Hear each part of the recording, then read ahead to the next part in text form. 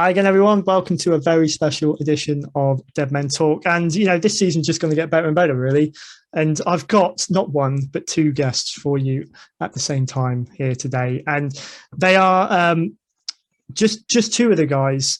It was meant to be three, but we got just two of the guys who are involved in a very, very brilliant independent film called Game Day. I welcome along Dean Simone and Pete Postoglione. How are you? How you guys, all right? Good, doing great. How you doing, Chris? I'm good, thank you. I'm good. Hopefully, Pete, I didn't butcher that too much. Like I said, I've been practicing. Postiglione. Postiglione. There we go. Got there in the end. I'm all one for people asking how to pronounce names and that. So at least I didn't ask you to spell it. We're all good. So, guys, thank you so much for coming along. This is it's such a pleasure to have you on to talk about your movie. We'll get into it in a moment. Other than that, to begin with, I loved it. I must admit I hadn't heard of it before, but then I went and watched it knowing you were coming on. Brilliant film. So we will get into the actual film itself. Thanks, Chris. Sure. But just to give our audience a bit of a flavour to begin with, just sort of in turn, if you kind of introduce yourself a little bit about what you've done. Obviously, we know you're actors, producers as well. You're the guys behind this film as well as many others. Just give us a flavour of what you've done in the past, which brought you to Game Day. Whichever one first. So I'll jump in. I've kind of I call myself a lifer. I've been doing this for almost 22 years now. On all sides of the camera. I did start out as an actor doing local community theater and being on stage, and then I did some musical theater for about 8 years professionally, and then I don't know, I kind of made that transition, I think, like a lot of us do, to wanting to take on like more of a directorial role, writing, and then producing just kind of came natural to me because I've coached basketball and or baseball and or a sport my entire life. Okay. So from that point of view, I think the production part or the producing part just was an easy transition for me. I opened up an acting school about 3 years ago with Val, my business partner, who's unable to make it today, but hopefully you'll get her on the show at some point. But her and I opened this acting studio called the Actors Co-op, where I had the opportunity to coach a young kid who was then getting vetted for one of the lead roles in Dean's movie that he wrote called Game Day. And then we just, kind of hit it off from there. And they were telling me about this movie called Game Day about a Philadelphia family, and they wanted to shoot it in Atlanta. And I said, why not come to Philadelphia?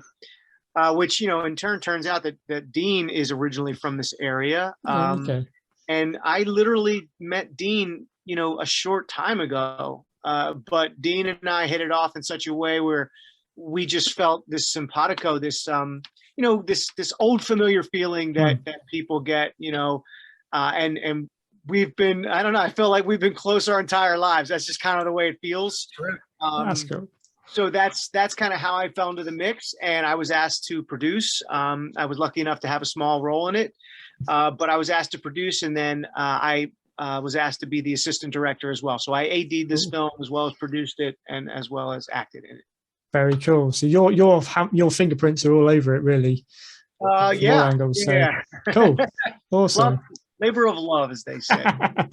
Awesome. Dean, how about you, mate? I'm with Pete. I'm definitely been a jerk of all trades, master of few, and I too am a Philadelphian like Pete, and echo Pete's feelings. We really just hit it off. Like we've known each other our whole lives. We have very similar backgrounds. I coach sports as well. And we just very, very much similar to each other and spoke similar language, as was the case also with Val. Edgar and John Paul Rice have had their production company and their partnership for many years, both great at what they do. Edgar is a phenomenal director. I've worked with Edgar in the past, and he is a seeker of the truth, and he is definitely a poo-pooer of bullshit, man. So you cannot get away with too much crap. No acting tricks with Edgar. That's what you need, isn't it? Yeah. So what I did was I had written a script that I took to him, and he loved the script, but he was like, he had this idea. He said, you should write something that's sort of based on, your family in a way, obviously. And we like to say, just to remind people that this movie is not a documentary. It is a fictional work. Thank God. That would be like, a verse out of a Morrissey song if it was that bad. That's a quality reference to bring Morrissey into that. Absolutely brilliant. Yeah, one of my favorites, man. Cool. So I started writing it with Edgar. It just continued to progress. It snowballed. We hooked up John and me and Edgar with Val and Pete, and these guys, just what they did in Philadelphia, from locations to actors, all the actors are Philadelphia actors in it. They just crushed it. It's so much so that me, Val, and Peter are going to be, we are starting pre-production on another film that we're going to be doing in the next year. And we just love the Philly flavor and everything that goes into being Philadelphia. So we took the whole thing there, all of our experiences. And man, we dug in, Chris, eyeballs, man. And we really, we bared it all. So. Yeah, and it's moving on to the film itself. Like I say, I watched it over the weekend, and by nature I'm more of a horror fan. I do kind of entertain a lot of if there's good films out there, I will watch them. I've never been drawn to kind of the drama sort of side. So I went in a little bit wary. I was like, I'm not sure how I'm going to feel about this. Knowing as well that it's based around the tradition of the family getting together to watch a football game, whatever. We do have that over here because obviously soccer, as you know, over here is mad. You have families that do the same thing. Right. I've never been part of one of those, so I didn't know if I was going to relate. But it's what I quickly found is the football, the game itself is just the backdrop. Really, it's just what brings the family together, and then all of this drama kind of explodes with it going on in the background. That in itself kept me wanting to find out more, is what was going to happen, what more is going to come out. First question really about the story of it is, I've heard you say as well before, like you just said then, it's a drama, not a documentary. Are all game days sort of this, emotional, this kind of, what was the word? Volatile is the one that I sort of had in my mind. Is there some kind of truth in that element of it? Did you indulge in it a little bit? Well, yes, they are always definitely volatile and vitriolic, and all the V's that you could possibly want to throw in there to describe what a Philadelphia. In fact, the Eagles just played the Cowboys a couple nights ago. Okay. That was actually, the game day game, which is the Eagles against the Cowboys. And I do want to say something before I address your issue, and does too, is that thank you for making the very astute observation that this movie really has nothing to do with football. It really is. It is purely an arena. So we want everyone to know, and thank you so much for saying it. That's right. This is about family. It's about family dysfunction. It's about the fact that for whatever it is, whether it's a football game, it's a holiday, it's somebody's birthday, it is some event, a wedding. We are so often thrown and thrust into situations with family members that we have a great relationship with, a terrible relationship with, trying to rectify things with, estrangement. So it's really navigating your way through the family dynamic and trying to figure out who the hell you are. Yeah. Which is, let's face it, I mean, isn't that really that's a lifelong thing for all of us. So game day, that was just the day that all came about for all of us. So it was really a metaphor for us. It was our emotional game day. So that's how I tie it in. What do you say, Pete? Yeah, to piggyback Dean, there's it's multi-generational within the house, which also adds a dynamic. You know, they expose deep rivalries that exist within the, you know, the siblings, the parents, the grandparents, you know, all the way down the line. And to this day, I've always said that each person in this film is fighting for their lives. Like they need to make a decision that is life or death for the rest of their lives. In other words, am I going to win or lose here? Either way, I just need to make a decision. You know, and the point was already made. The backdrop could have been soccer or, you know, in football. You know, it could have been any sport. Don't get us wrong. That rivalry that exists between Philadelphia and Dallas is pretty strong. And, you know, anybody who's from this area, you know, they'll say Dallas sucks and we hate Dallas. And like, you know, there's definite truth in that. That's a cool dynamic to bring into it. You know, already you've got that feeling, there's tension there. So, and I think one of the most interesting things about the script when Dean presented it to us was that this story, you know, unfolds over 4 quarters of football, even though you're very rarely paying attention to the football game. It's part of it, but you know, it's kind of separated into those 4 quarters, which I always felt was such a great dynamic for the story. I love that element of it. You know, when it starts off, and I think it starts off with the subtitle, you know, pre-game show or something like that. You get the feeling it's just getting going. As I'm a writer myself, and I like obviously the way stories come together in chapters or little, you know, short snippets or whatever. So immediately I did relate to that, and I thought, it gave it a good feel. You knew then what the kind of structure was going to be, and that it was going to build to something. So thank you. You know, that was something I really felt strongly about, and that was a real starting point in my head with writing it, because I felt, you know, you needed to have that structure and that thought of like a game or like anything.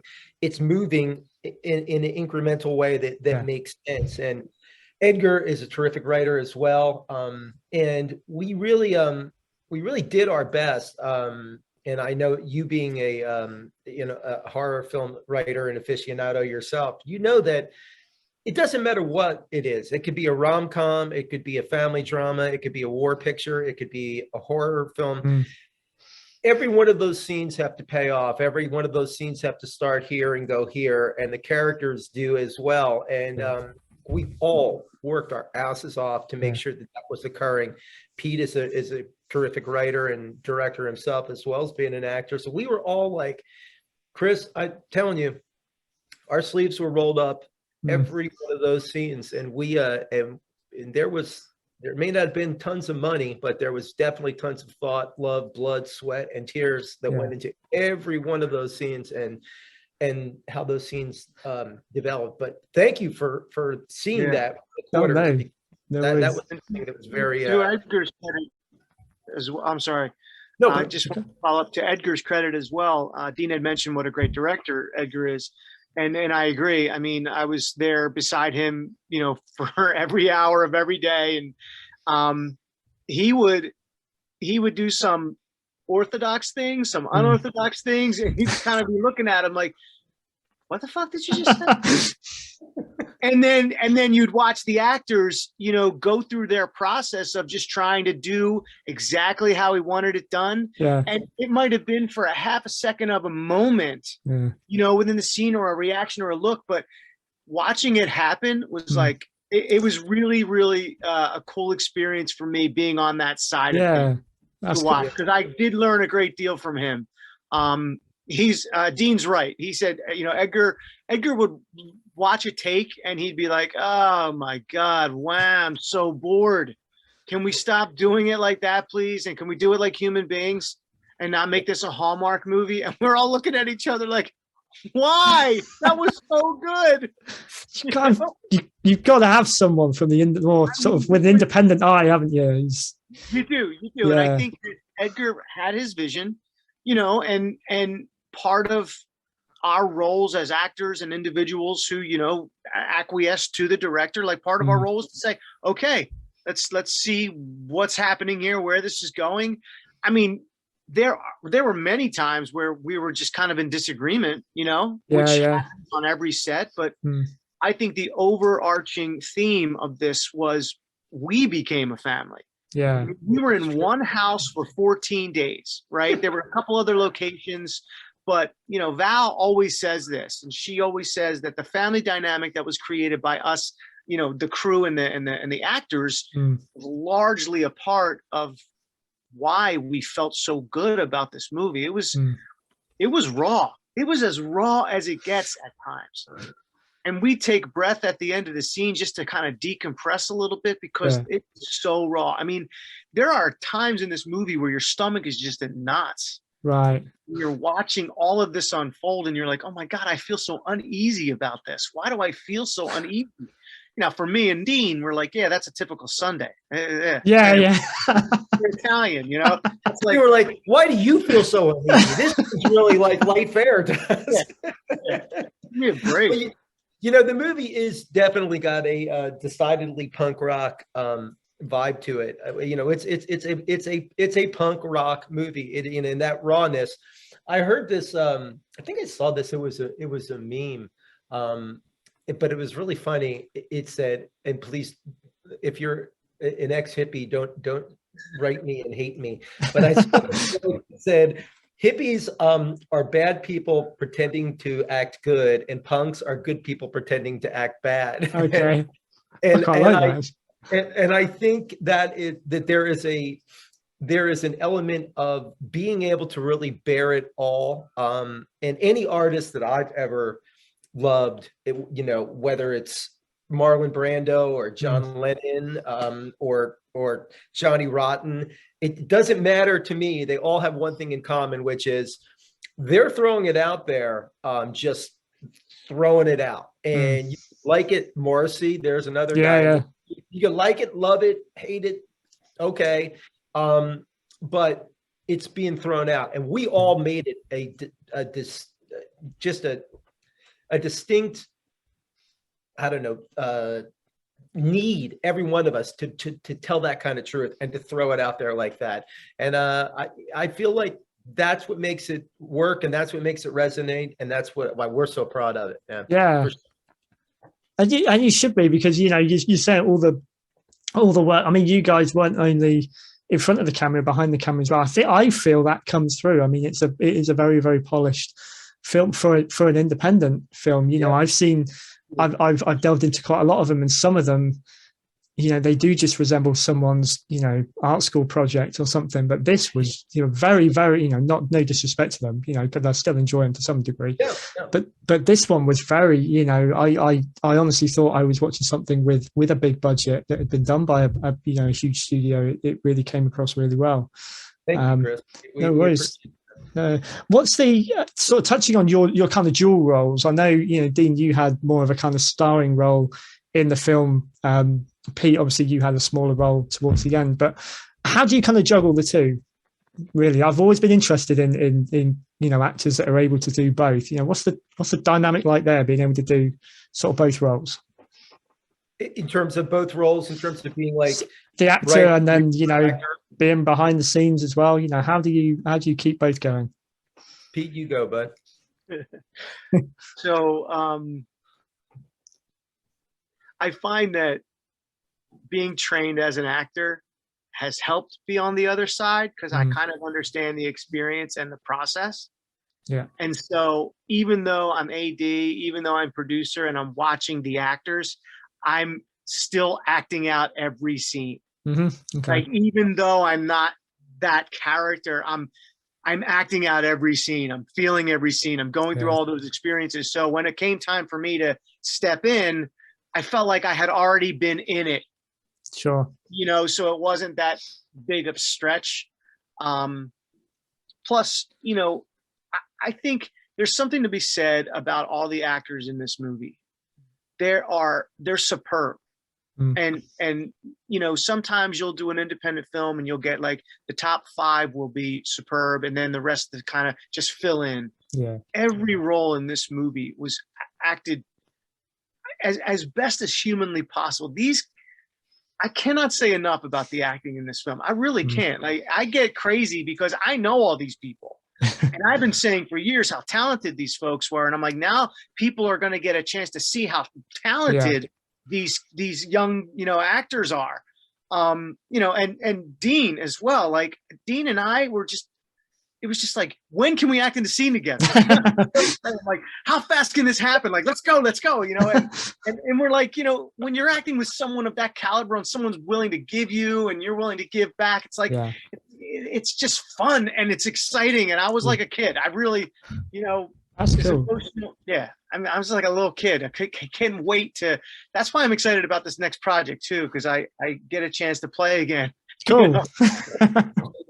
And Pete was in Silver Linings Playbook and was doing scenes with Bradley Cooper and Jennifer Lawrence. And I mean, he was like toe to toe, swinging for the fences with him, man. So I mean, Wow. that's high praise coming from Pete because he's a hell of an actor. And not only did he do a great job in the acting part he did in the film, which was a small part, but it was a very pivotal part that he nailed, really nailed. Yeah. But also the amount of what he did, like behind the scenes, behind the camera, was just staggering, as was with Val. What those guys did was just amazing. As far as myself, in terms of the switching of the hats, my end of the production was doing things like I got like a lot of the local iconic businesses like Pat Steaks and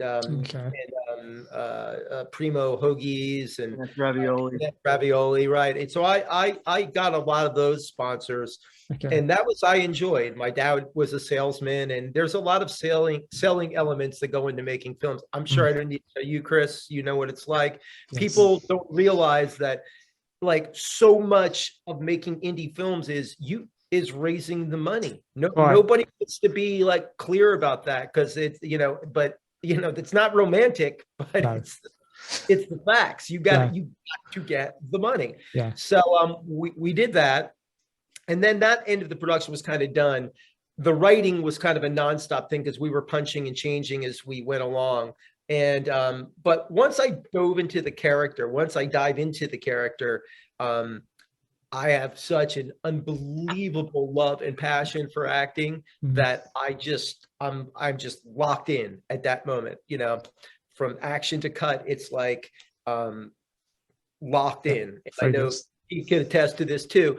We have athletic backgrounds, and it's sort of like when you're playing baseball, and it's literally like when you step up to the batter's box, like there's really nothing going, you're locked in. I mean, it's like, yes, you're kind of aware of other elements. I'm sure when you're a pro and it's like staggering amounts of people and that's going on, but even those guys, they're locked in, you know?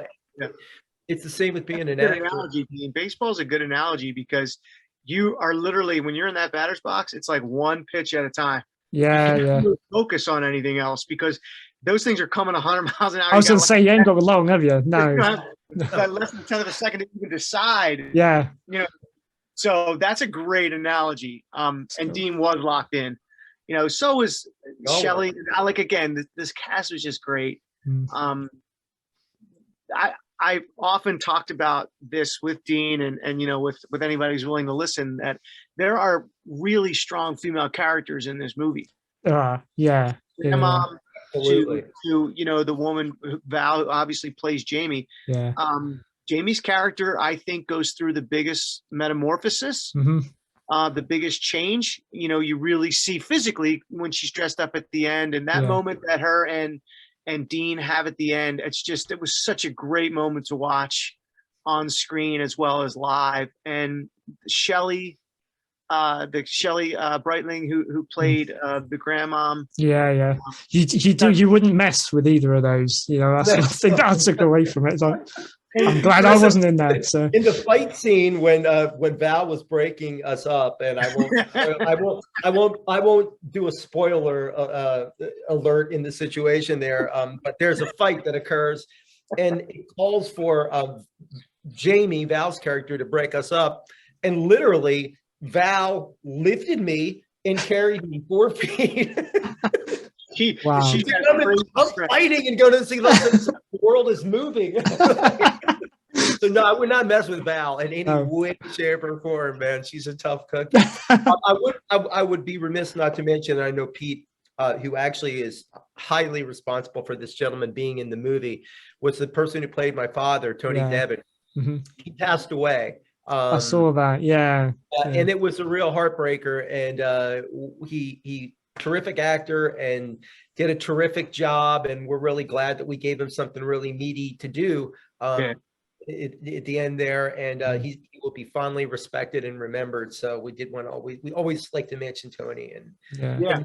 also Nick, who played my problem child, my middle son, Marco. phenomenal, charismatic, handsome, great actor. Mike Jensen, who is just a fantastic singer and actor, and presence was great too. And Michelle, who played Michelle, my ex, it was fantastic. And it was just, Pete is absolutely right, man. It really was a blessing because, man, sometimes you don't know. No. People can audition well, or you figure, they're raw, but we'll get this out of them on this, but you never know until you're there and you're doing the scenes. And man, every scene was like Disneyland, man. It was like, wow, this is great. This is totally clicking, man. And that was super awesome. I do want to mention something too, just to piggyback to something you said, because it struck me when you were talking about you're a horror film aficionado. Do you write horror films as well? No, I write horror novels, but maybe one day. Oh, wow. I'm still waiting for mine to be, one of mine to be kind of discovered. So, that's really interesting. Well, what is the biggest difference for you in writing a novel and writing a screenplay? Like, what is the jump? What is the difference? The jump at the minute is I think I've looked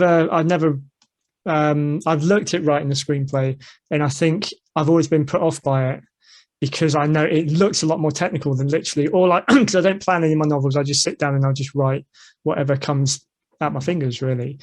And I think if I was able to get around the sort of the technical side, I would have a go at it, but I find it quite intimidating. So if I knew of anyone who would be able to take one of my books or take an idea I've got and be able to do that, fantastic. But I'm sure that you could crush it moving over. And believe me, I mean, with things now like Final Draft and that kind of stuff, they really do all the tactical aspects for you. And as long as you really understand, it's still all the same basic things about having, your opening 10 pages and your inciting incident and your pinch points and your plot points. And it's, you read Sid Fields and it still basically holds true to this day, a lot of the stuff that's in there. But to the point earlier that you were saying about, speaking of horror films, I just the other day, I watched The Exorcist with my 15-year-old. Okay, yeah. He had never seen it before. And of course, by today's standards, those special effects are almost tame. I mean, it's really not a big deal. I mean, for me, I actually saw it when it came out. I was 13 and I went to the movie theater and saw it by myself. And it was definitely like, it's, man, talk about spending time, and there's a film. Listen, Pete, I like it. Though it's a horror film, it really is not about the devil or horror things at all. It's really about absence of father and what can happen in a life when that occurs. And, and I think that occurs. That's the case with any great film or any great novel. It's very often not about the obvious thing that it appears to be about. And that's what really gets me with horror film. Now we're wandering a little bit sort of away from your film here, but with horror films, what I really love is what isn't there. Because I think what I find with a lot of modern horror films is it's there too soon. Too much is given away. And I think back to one of my favorites that's been released in sort of the last 10, 15 years is Cloverfield. I know it kind of crosses between sci-fi and horror, but you never really get to see what it is. There's just little hints here and there. You get that tension. It's when I'm writing in my stories, I try to have a little bit of that. I don't like to give much away, but I like the threat to be there, sort of, the uneasiness, and that's what really gets me. And I guess that can apply to any film genre. If there's something there that isn't being said or isn't being shown, that's what gets the mind. working overtime, you know? That's absolutely it, Chris. And to tie that back to our film, and there was a lot of that. Certainly that Edgar was pushing for, as well as Pete and myself. All of us were trying to really find, I mean, isn't it really like, not to get too bullshitty technical about, and hoity-toity about it, but really, honestly, almost every great work of art, it's all about the subtext and what's coming out in the subtext, because that's really where all the truth lies, is in between the. You can have very full frontal attacks like punk rock was, but even punk rock, when you stop and read some of those Sex Pistol lyrics, or you read a guy, or a guy like Morrissey or The Clash, and things that Joe Strummer would write and stuff. I mean, there's some tongue-in-cheek stuff in there. There's some heavy stuff in there. There's some direct things in there, but there's a lot of subtext. Yeah. And we spent a lot of time really searching for what the subtext was in the scene. It's not about Chris and Dean having a fight in the scene. We're having a fight. Yeah. What do we have in a fight? What's it really about? Well, what's going on with you? What's going on with me? Yeah. What's the battle I'm fighting internally? What's the battle you're fighting, and how did that cross it? We busted our asses to make sure that every scene contained that. Otherwise, you got a lot of Italians yelling in a room, watching a football game. I think it starts quite strong, because you get that kind of tension already within the first couple of scenes. Something, at least one or two things are bubbling under the surface, but it's not been teased out yet. And you spend the film just waiting for it to come forward. Yeah. It does, sort of, in time, all of it. True. That is true. There's no time to breathe. Once we started, there was no time to breathe. No. The train on the tracks, it was going, it was moving. You said you were shooting in the house for 14 days, I think, earlier on. Is that how long it took you to sort of shoot the film, or? So we put 15 days on the books that we needed. That 15th day was going to be a contingency day if we needed it to pick up any shots. But we had everything planned out for 14-day shoot, 6 days on, 1 day off, type of scenario. And we located a house, that we rented for that time period. And that was actually where some of the folks stayed. And, we really, credit to Laffrey Whiprod, who was the director of photography for this film. He made that house, the elements that appear in that house, how that house appeared. Hats off to Val too, because Val went into that house a week earlier than everyone else, and got that house ready for us to come into.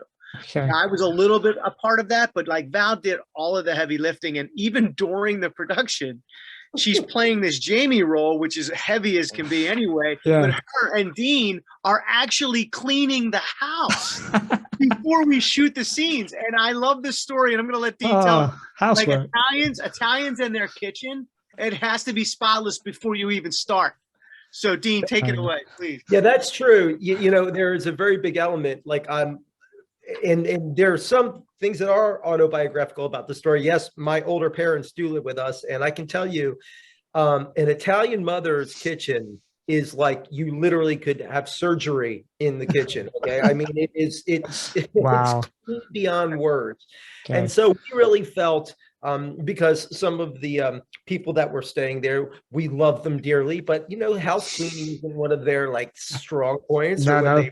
To do. So that kitchen was looking more like where some artistic young filmmakers live, and not where a 80-year-old Italian mom would be. Sure. Yeah. So man, me and Val we're looking at it and we're like, this isn't right. So we're like, okay, we got to clean. Pete's like, what? We got to shoot. 40 minutes, Chris. We had a whole production for 40 minutes. So it was clean. Me and Val are in there cleaning, and Val was like, "Get out!" That's true too. I forgot about that part, but they kicked everyone else out so that her and Dean could do it the proper way. It was great. It did add to it, and anybody who's an Italian American, especially ones from those areas like ourselves, And they'll tell you that's no joke. Mm. You are not showing a sloppy Italian American kitchen from an 80-year-old because No. we'll talk about fiction, baby. I was going to say they'd pull you up on that quite quickly. That'd be the one. Yeah, They wouldn't get past that. So not Get getting out of here with that fake ass kitchen. That's right. Yeah, that's Oh. not. But that was that was the intent. And a funny story about Tony Devon, and I know we spoke about him, and again, we're very blessed to have worked with him in his last hurrah. But I was making eggs and coffee for myself one morning, and Tony Devon comes in. I'm over there pouring a cup of coffee. He grabs my plate of eggs. He grabs the coffee. He says, "Thanks. Make yourself one." That's the kind of Brilliant. a-hole Tony Devon was. Superman, super guy, but he was an a-hole at times. But the kind of guy that you love because you love to hate him because he would make these gutter sounds before every take. He'd be like, blah, blah. Like, what are you doing that for? But that was him. And he's earned the right to do that. He's been around a long time. Yeah. That he has. So, For sure, man. He knew his place and he made sure you knew yours. Oh, yeah. Oh, yeah. One thing I wanted to ask actually about, again, that I noticed about this film, which I've always been interested in when I've watched films like this, is most of it does take place in one setting.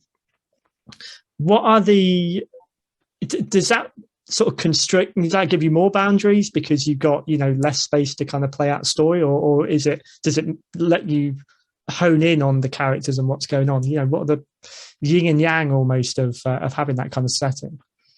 Well, I believe it is cinematic haiku. You've got 5/7/5 to tell the story essentially, or it's like, it's like the blues or country. What do they say?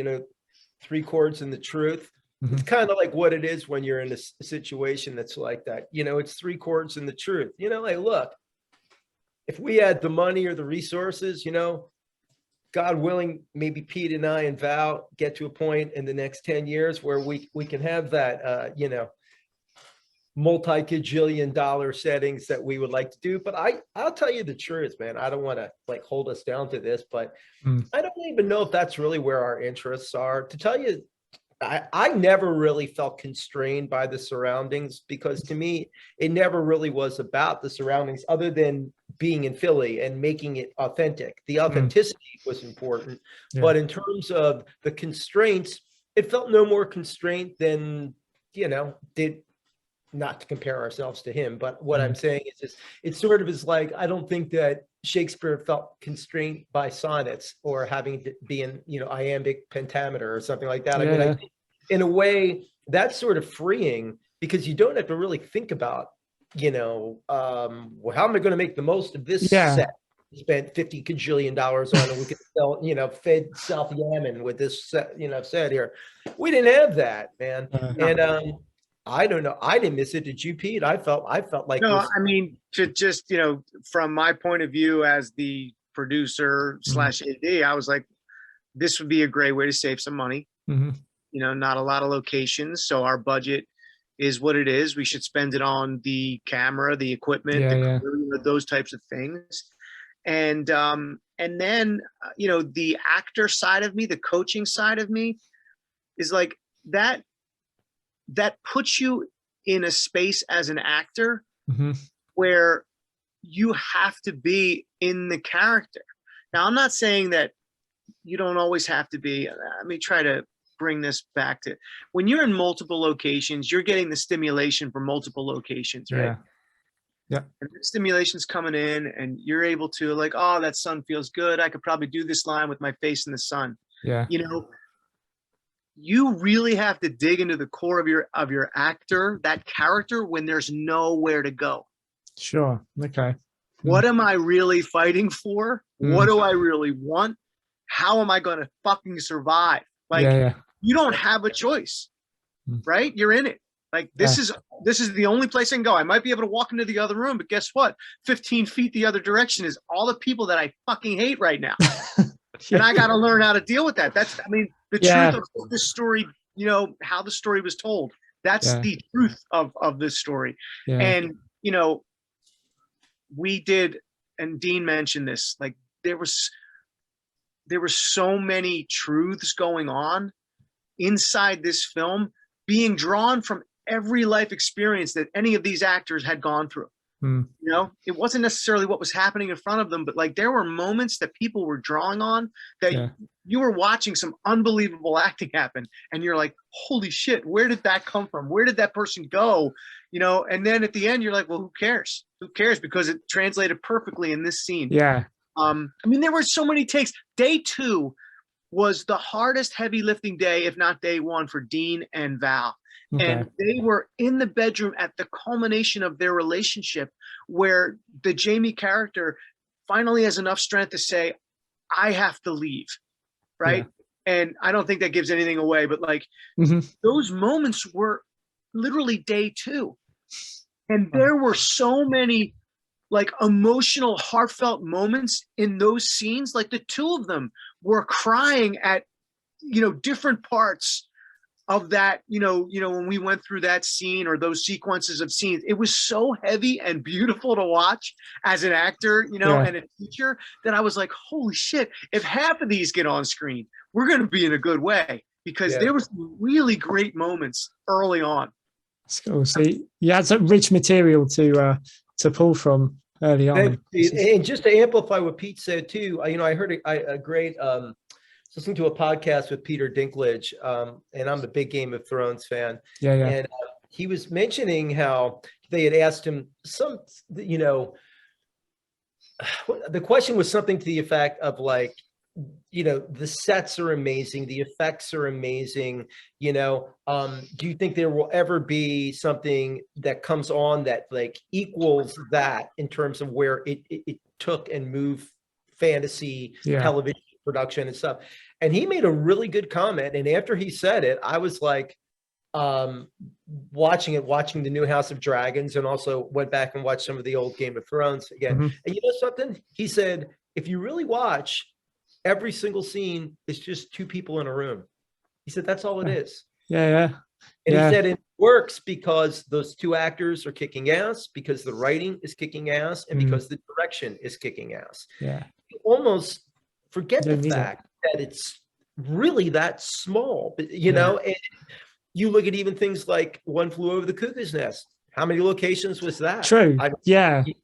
They're in one spot the whole time. And we never think in those terms when we watch that, because every one of those actors and the writing, they take us somewhere. And we go on the ride with those guys. And I feel like, you know, that gives us hope for indie films, especially when, you know, you're people like me and Pete and Val and yourself. I'm sure we're out there and we're selling our scripts to make our next movie, you know, and we're trying to figure out, hey, how much can we make this for? We want to get it right, but we also want to get it made. And so for other indie filmmakers and young filmmakers out there, make the writing kick ass, get a kick ass cast, and direct your ass off. And you know what?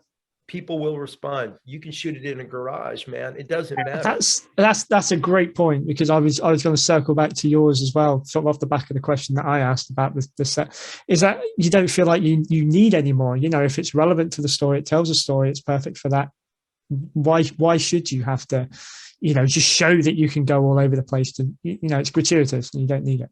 So cool. I'm going to give away a little secret here, but we were shooting, I'm going to say day 5, day 6, whatever. And we're trying to do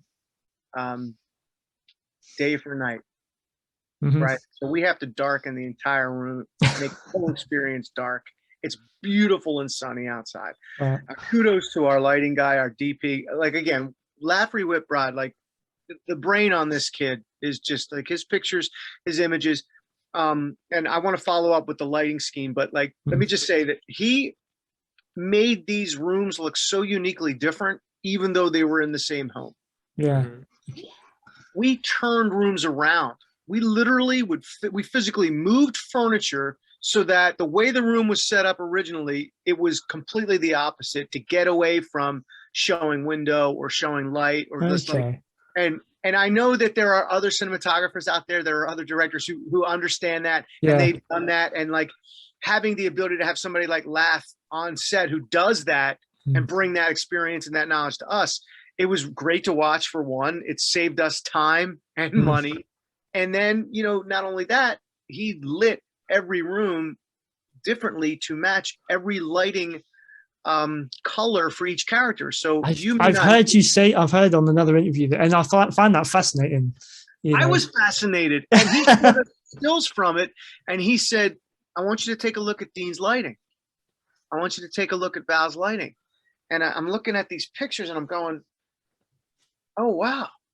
So like Val was green. Dean had like an amber hue. Actually, they wanted me to be in pitch black darkness. And I was like, what, me? Oh, do you any favors with it? Val, emote, Dean, where's Dean? In the dark. It was a lot. Yeah, it was a lot. It was a lot of time. Like, you can't see her face, Dean. That's the point.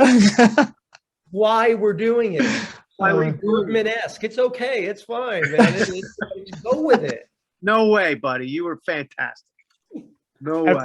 Everyone was fantastic in this film. There's one thing I was going to reserve it. It's a shame Val isn't on because this was reserved for her actually, but I'll pass it on to you guys. Is while I was watching this, and I love this with indie films, is when I have a moment I'm like, I know who they are, but I can't place them. And it was Val, and I had seen her in something else recently, and it was great that I was watching this. I was like, yeah, who is she? I've seen her before. So I went back through her, what she's done before, and Derailed. Again, you know, going through all the horror films, and you know, we pick up any horror film we see that looks and sounds remotely interesting, we land on, and she was in that. So, you know, again, for me, that was great because there's someone there, for me at least, that I already had that draw to. I was like, I just can't understand why, you know. And it was, yeah. We're gonna let her know you. We're gonna let her know you said. I'll do that. Yeah. Yeah. You should interview her about that process. I will say this about that. Yeah. You know how they say, you know, I've been acting for a minute, and that's kind of just like the sarcasm for. Yeah. So Val had literally been acting for a minute. No, literally acting for like a minute, and she had done a role with, like, she got this pilot with Leo Rossi that she did, and then came home from that to literally be the head of the production for Derailed in Philadelphia. Wow. Has never done it, but physically, she built that train car, hired a crew, found a crew to build that life-size train car. They dug a hole, filled the hole with water, and submerged that. That was Val's first feature film as a production manager. Wow. I'm just going to throw that out. And she'll tell you, worst experience. She may even tell you, like, I can't even believe I survived it. Oh, no. But, you know, I think she met a bunch of people and she learned a whole lot. But, you know, it's interesting. I cannot wait to tell her that you brought that up. Yeah, do it. Because that's super cool. Yeah, just a powerful, you know, that image, because I wasn't involved in that project at all. And I knew Val at the time. But to know that Val she didn't even know what was happening, but she was able to just get it done because that's how good she is. She's incredible. Forceful as hell. She is she's fierce. That's the greatest word for Val. She's fierce and extremely loyal.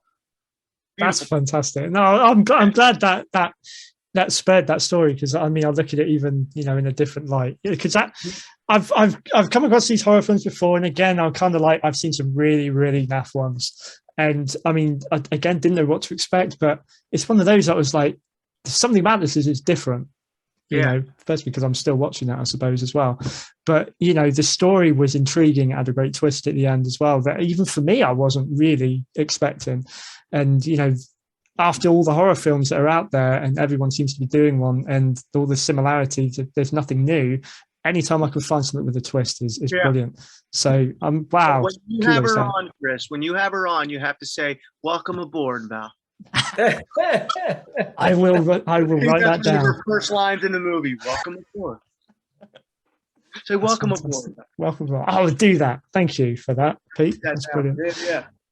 Listen, Yep. this has been truly fantastic. I've loved having you guys on, and we will start to wrap it up now. But I will give you the floor for a couple of minutes because we've talked about the film, but we haven't really told people where they can find it and everything. So I'll give you the floor, sort of direct people to where they can find out more, where they can view it, where they can find you guys as well, if they want to find out more about your future products and news and everything. So.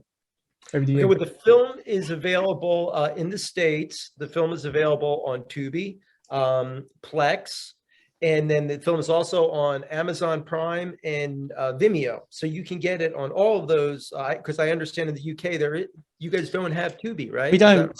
No, we don't. I got it on Amazon Prime. Plex though, that's interesting. I might have a look and see because I have that, but I don't know if it's different over here. So yeah, no, it's on Plex as Cool. well. And so please, everyone, go out and check it out. The thing that's so good about Tubi and Plex is it's free. So free is always good. So please check it out. And Game Day the Film, our What's that? website, GameDayTheFilm.com. I think there's an actual entry button there for Amazon Prime and also Cool. Vimeo. So if you go to Game Day the Film or GameDayTheMovie.com, you can find the link that way as well.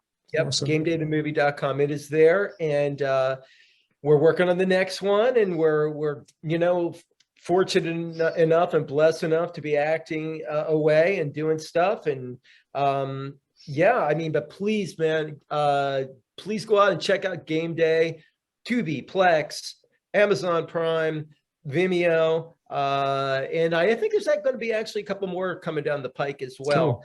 And then also I'll be on the corner selling mangoes, peanuts, and DVDs of the movie. And I'm in Philly selling soft pretzels and hot dogs. So you got your dirty water dogs here. You got your pretzels. We're doing everything we can to make $11 more to make the next film. Game Day was made for $11.50. Okay. What more can you ask right. for? No, What more can you seriously. ask for? Seriously, I think we need people to see this and understand the independent film market. Like, people make films, and Dean and I talk about this all the time. Doesn't matter what town it is. Doesn't have to be Hollywood. It could be any town USA, we'll say. But you put the right team together, and you all invest in, and not just money. I'm talking about time and energy and your abilities. You can make something pretty spectacular. And we're hoping that when people see this the way you did, Chris, they'll see that the production value in this is it's extremely high. I mean, it is. I've Well done. Yeah. Well done. Yeah, guys, there's live music. There's theater that isn't Broadway, that isn't produced by Disney.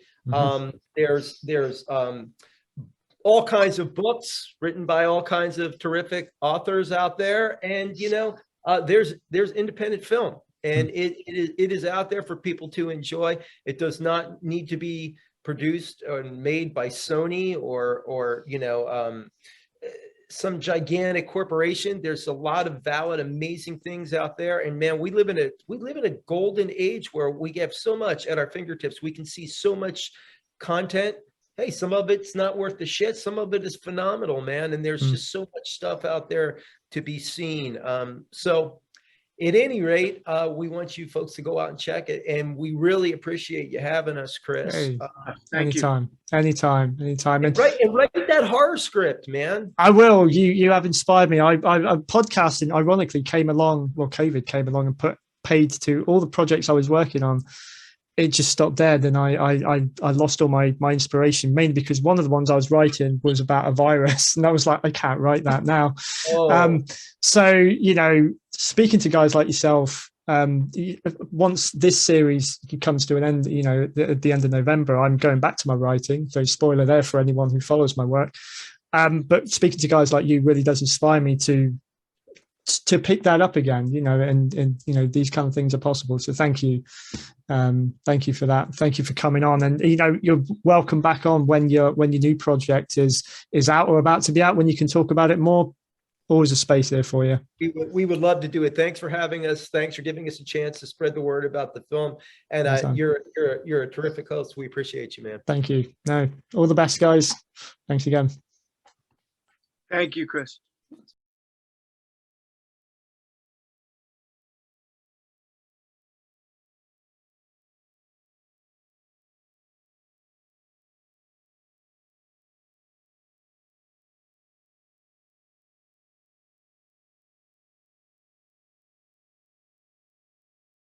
If you enjoyed this episode, please take a moment to like, share, and hit the subscribe button.